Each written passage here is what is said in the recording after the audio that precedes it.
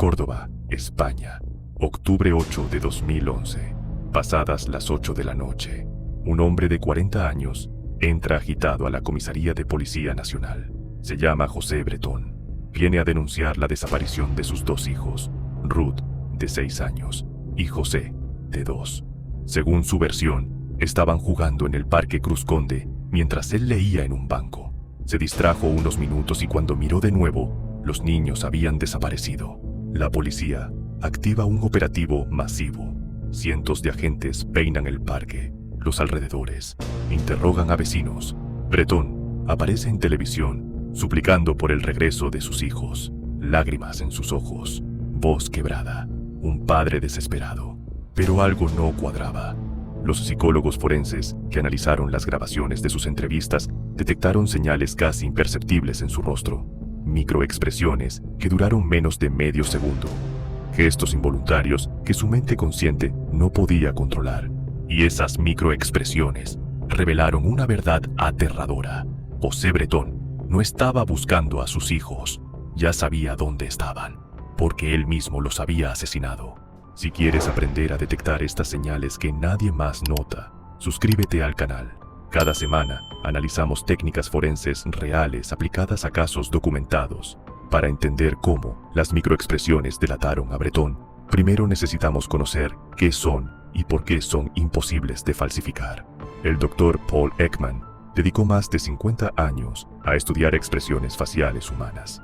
Viajó a culturas remotas en Papúa Nueva Guinea, estudió tribus sin contacto con el mundo occidental y descubrió algo extraordinario.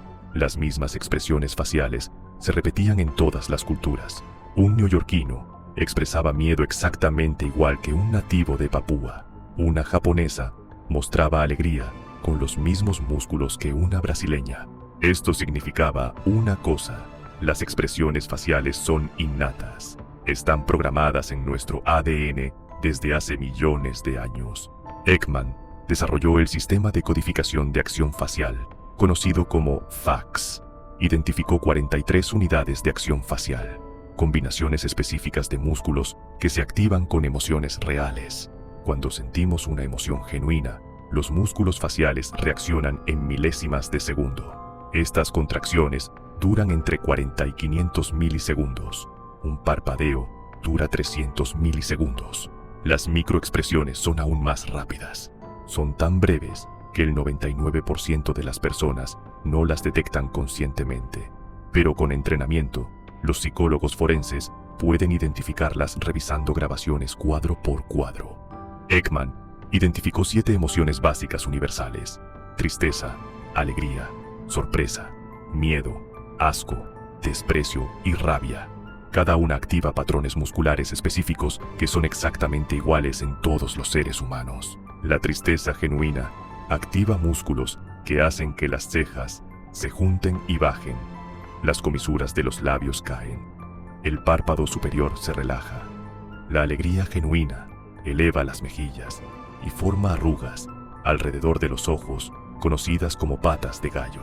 Es imposible fingir las patas de gallo voluntariamente.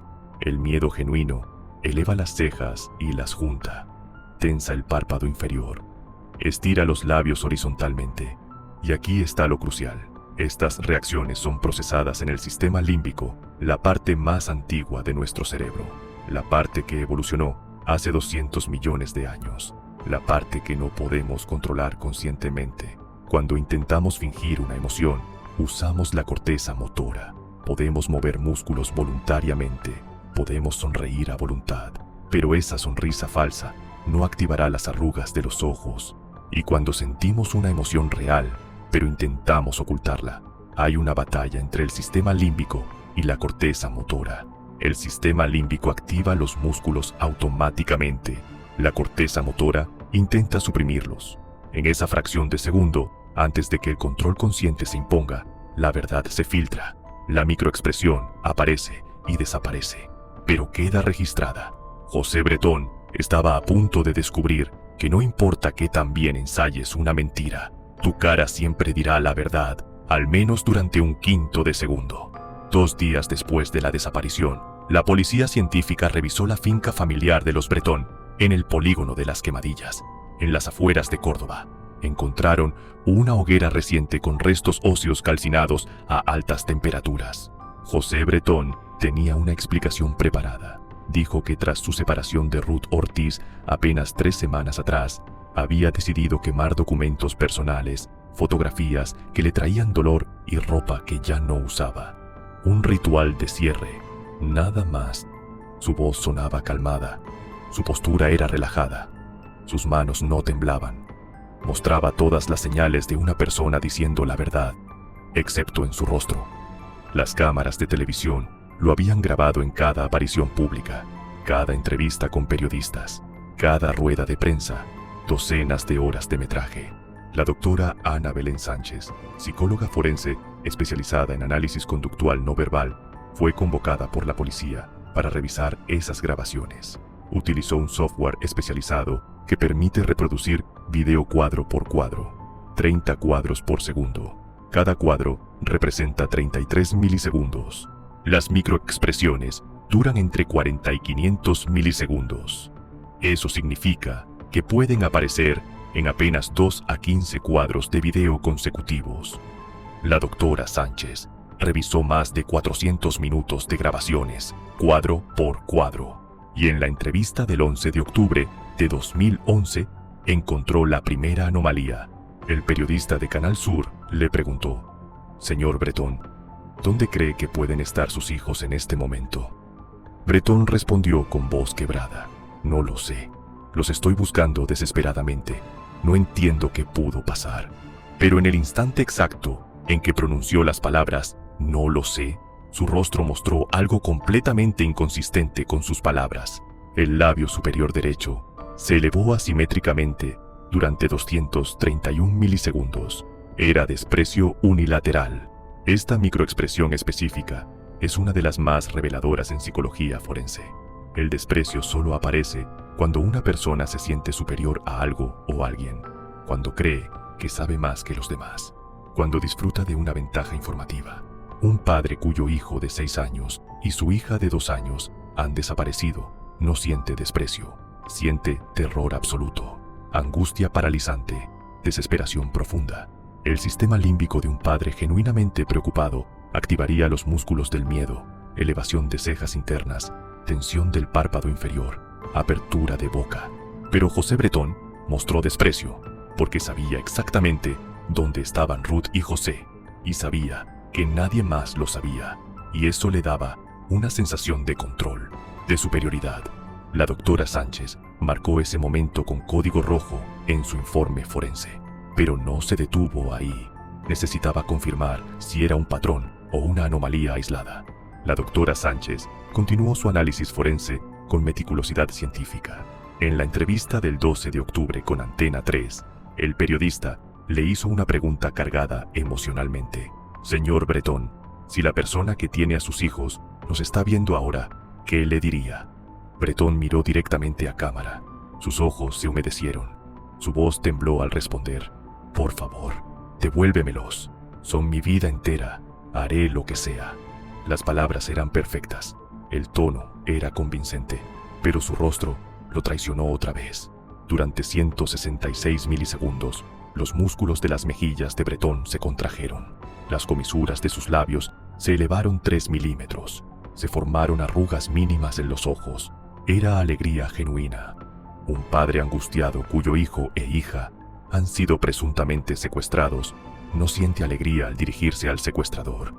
Siente rabia, desesperación, súplica sincera.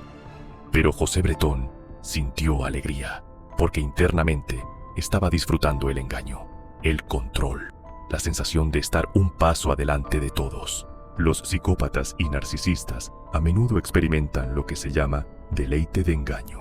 Disfrutan genuinamente mintiendo con éxito, y ese disfrute activa las vías neuronales de recompensa del cerebro, y esas vías activan los músculos de la alegría, y aparece la microexpresión, involuntaria, incontenible, reveladora.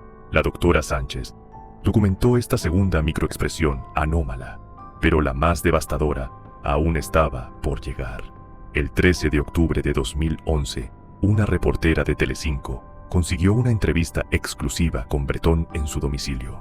Durante la conversación, la reportera mencionó casi casualmente: la policía científica está realizando análisis muy detallados de los restos encontrados en la hoguera de su finca. José Bretón había mantenido compostura férrea durante días. Ensayó cada respuesta, controló cada gesto, se preparó para cada pregunta probable. Pero nadie puede prepararse para controlar el sistema límbico. El rostro de Bretón colapsó durante 297 milisegundos en una microexpresión de miedo puro. Sus cejas se elevaron y juntaron hacia el centro. Los párpados superiores se tensaron exponiendo más blanco ocular. La boca se abrió ligeramente en posición horizontal. Era miedo genuino, terror real, y luego desapareció cuando su corteza motora retomó control y forzó una expresión neutra. Pero esos 297 milisegundos lo dijeron todo. ¿Por qué un padre inocente, que solo quemó documentos y ropa vieja, sentiría terror absoluto al saber que la policía analiza esos restos? Porque José Bretón sabía perfectamente qué contenían esos restos, y sabía que si el análisis se hacía correctamente, su engaño se desmoronaría. La doctora Sánchez completó su informe forense. En él documentó 23 microexpresiones anómalas en las grabaciones de Bretón. 3 de ellas eran especialmente incriminatorias: desprecio cuando decía no saber dónde estaban, alegría al dirigirse al supuesto secuestrador, miedo al mencionar análisis forense. Su conclusión fue devastadora. Las microexpresiones faciales del sujeto son completamente inconsistentes con el perfil emocional de un padre cuyo hijo e hija han desaparecido. Son consistentes con el perfil de alguien fingiendo emociones que no siente mientras oculta conocimiento privilegiado sobre el paradero de los menores.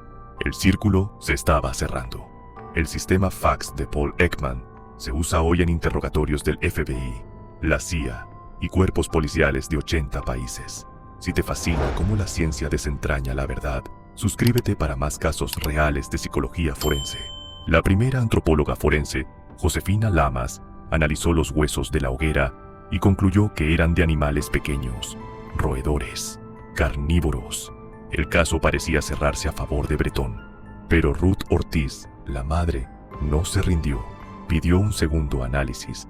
El antropólogo forense Francisco Etcheverria, reconocido internacionalmente por su trabajo en exhumaciones, revisó los mismos restos, y su veredicto fue contundente. Sin ningún género de duda, estos huesos son humanos, infantiles. Corresponden a 2 menores. Un tercer análisis, realizado por José María Bermúdez de Castro, codirector de las excavaciones de Atapuerca, lo confirmó. Los restos eran de Ruth y José Bretón. Habían sido asesinados por su padre y quemados en esa hoguera. Cuando confrontaron a Bretón con esta evidencia, el 22 de octubre de 2011, las cámaras de seguridad de la sala de interrogatorio capturaron su reacción. Durante 1 segundo y 4 décimas, antes de que pudiera recomponerse, su rostro colapsó en una microexpresión de tristeza genuina. Las comisuras de los labios cayeron, los párpados se cerraron parcialmente, la frente se arrugó. Era la primera emoción real que mostraba en 2 semanas. No tristeza por sus hijos, tristeza por sí mismo, porque sabía que su plan había fallado. El juicio comenzó en junio de 2013 en Córdoba. La evidencia era abrumadora: los restos óseos, la compra de gasolina, los medicamentos para dormir a los niños. Pero las microexpresiones analizadas jugaron un papel crucial. Demostraron que Bretón fingió desesperación desde el primer momento, que nunca hubo búsqueda genuina. Todo fue actuación. El 22 de julio de 2013, el jurado lo declaró culpable. 40 años de prisión por 2 asesinatos con agravantes de parentesco, premeditación y crueldad extrema. Durante años nunca confesó, hasta que en 2021, desde la prisión de máxima seguridad de Herrera de la Mancha, escribió cartas al escritor Luis G. Martín y finalmente admitió la verdad. Los mató el 8 de octubre de 2011. Los durmió con orfidal disuelto en agua con azúcar.